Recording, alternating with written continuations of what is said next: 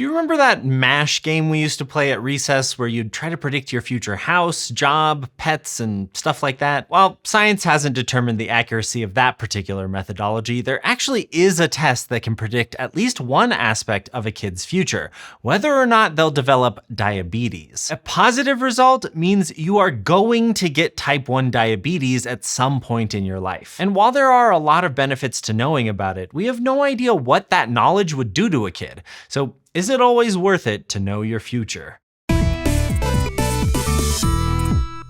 First things first, there are a few different kinds of diabetes. There's diabetes mellitus, which you've probably heard about because that's the one that's about your blood sugar. And there's also diabetes insipidus, which has to do with your body not being able to retain water well, but we're not talking about that one today. Diabetes mellitus is then broken down into type 1, type 2, and gestational diabetes. And the testing we're talking about is just for type 1 diabetes, not the other two. Type 1 diabetes is an autoimmune condition, meaning it's a disease where your immune system goes rogue and attacks your own body. In the case of type 1 diabetes, the immune system targets the pancreas, which is bad news because the pancreas plays a huge role in our digestion and regulating our blood sugar. In a healthy pancreas, groups of cells called islets of Langerhans release hormones in order to maintain the right amount of blood sugar. And it does this with a pretty neat two-way mechanism.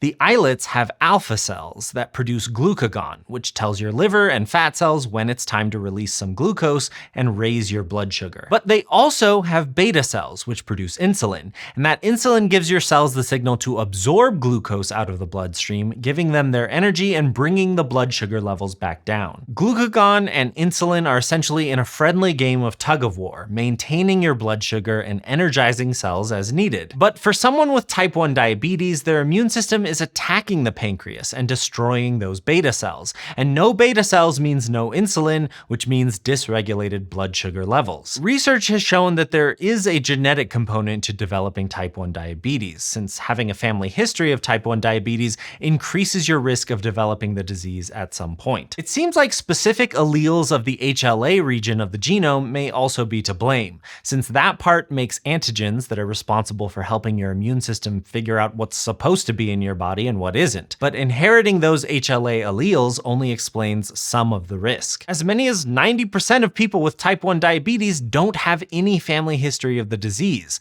and lots of people who do have those risk factors never develop type 1 diabetes at all, which means that environmental factors likely play a role. Basically, we think your immune system needs to be triggered into attacking the pancreas, but we don't know exactly what will trigger it or when, which means that most people get their diagnosis of type 1 diabetes only after the problem has been brewing for a while, since they didn't have any reason to be watching out for it. And unfortunately, the longer diabetes goes untreated, the worse things can get. As more and more beta cells are destroyed and insulin levels drop, the glucose in your blood isn't able to energize the rest of the cells in your body. Without any sugar, your body will start to burn fats for energy instead, and doing this produces a byproduct called ketones. Ketones are fine in small doses, and if you've ever been on a keto diet, you are actually trying to make your body use fat instead of sugars for energy. But if ketone levels get too high, they can make your blood acidic, which is about as bad as it sounds. This can put you into diabetic ketoacidosis, which is considered a medical emergency and requires treatment as soon as possible. It causes symptoms like weakness, confusion, extreme thirst, and vomiting, which can all come on pretty suddenly.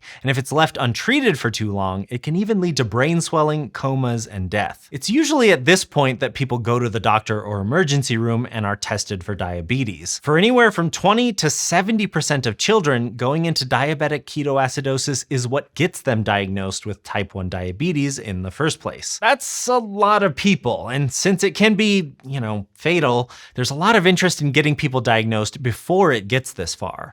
If you've made it this far into the video, you probably like learning science stuff online. So get this. With Brilliant, you can learn a lot of different kinds of science stuff online, from data visualization to artificial intelligence, starting with whatever level you're at. And Brilliant makes it interactive. They incorporate case studies and puzzles into their courses, but they go one step further. You get to use real-world data from Starbucks and Spotify to make sense of a massive amount of information that doesn't inherently mean anything. Then, after taking Brilliant's data courses, you'll know how to analyze and interpret giant datasets to see their trends and make better informed decisions. And since you learn this stuff through hands-on problem solving, you're more likely to actually remember it. You can get started today at brilliant.org/scishow or at the link in the description down below. That link will also give you 20% off an annual premium Brilliant subscription, and you'll get your first 30 days for free. Thank you to Brilliant for supporting this SciShow video, and let's get back to the show. Which brings us to that future predicting test I was telling you about. It's a simple blood test looking for evidence of your immune system starting to pick fights with your pancreas. While your immune system is attacking those beta cells in the pancreas, your body also starts making autoantibodies, which is the term for antibodies that specifically attack your own body. In this case, the disease also makes antibodies that target things like insulin. And those autoantibodies are what the blood tests are looking for. If you've got multiple autoantibodies, you're in at least the early stages of type 1 diabetes. There are actually 2 stages of pre-symptomatic diabetes. People with stage 1 pre-symptomatic diabetes have the autoantibodies, but their blood sugar is still within the normal levels. Stage 2 means you've got the autoantibodies and also your blood sugar is a bit off, but not enough that you would notice. The blood test is able to pick up on both of these pre-symptomatic stages, meaning that you can have an early warning way before you meet the diagnostic standard for symptomatic diabetes. And this test is super accurate. For someone who tests positive, their lifetime risk of developing type 1 diabetes is nearly 100%, regardless of their family history of the disease. It's basically inevitable, unless you die of something else before you develop diabetes. And these tests have actually been around for a while. It's just that they're most often done on kids with known risk factors, like a family history of type 1 diabetes. But now that we know these tests can pick up on autoantibodies in kids without those risk factors, there's a growing interest in using them on all kids, not just the ones we know to keep an eye on. One massive research study called the Frida Model Project Diabetes 2015 screened over 90,000 European children for these autoantibodies between 2015 and 2019. And they looked at any children whose parents signed them up, regardless of diabetes risk factors. Of those 90,000, they found 280 kids with early stages of type 1 diabetes, which is about 0.3% of the kids they tested. So the test is able to pick up on early stages of diabetes, even in kids without any known risk factors. But what the test can't tell us is when your type 1 diabetes will emerge. A 2013 study in the Journal of the American Medical Association looked at how long it took for children who'd gotten positive test results in previous studies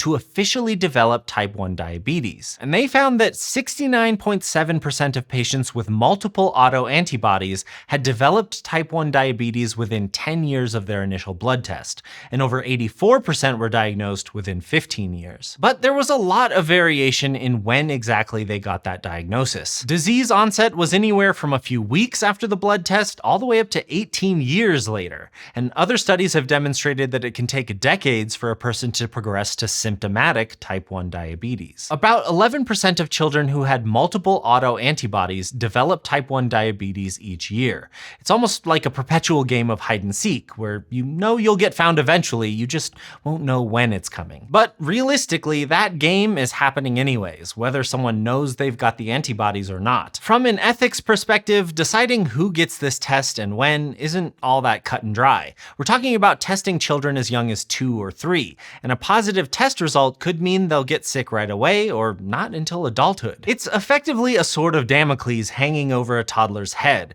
and there's not much in the way of research into what that does to a kid psychologically. Plus, those autoantibodies can develop at any age, so a negative result at 3 doesn't necessarily mean you're in the clear. It could just be that they haven't developed yet. One possible solution would be testing regularly to keep an eye out for those autoantibodies, but that would cost a lot more, and it's no easy feat to get blood samples from little kids. Some doctors think the best way around that hurdle is waiting to test the kids until just before kindergarten, or by adding this blood test into a panel that they're already getting, so kids don't need to have even more blood drawn. And if the test does come up positive, it's not like there's nothing you can do. There's a medication called teplizumab that can delay the development of type 1 diabetes by 2 or 3 years, which may not sound like a huge deal if you're at the age where you blink and suddenly 6 years went by, but it can make a major difference when 2 or 3 years is like half your current age. That can be the difference between dealing with type 1 diabetes while potty training versus dealing with it while learning how to read. That said, there is no permanent prevention or cure for type 1 diabetes, so it's not like this test will prevent any cases. But what it can do is prevent the major complications from type 1 diabetes,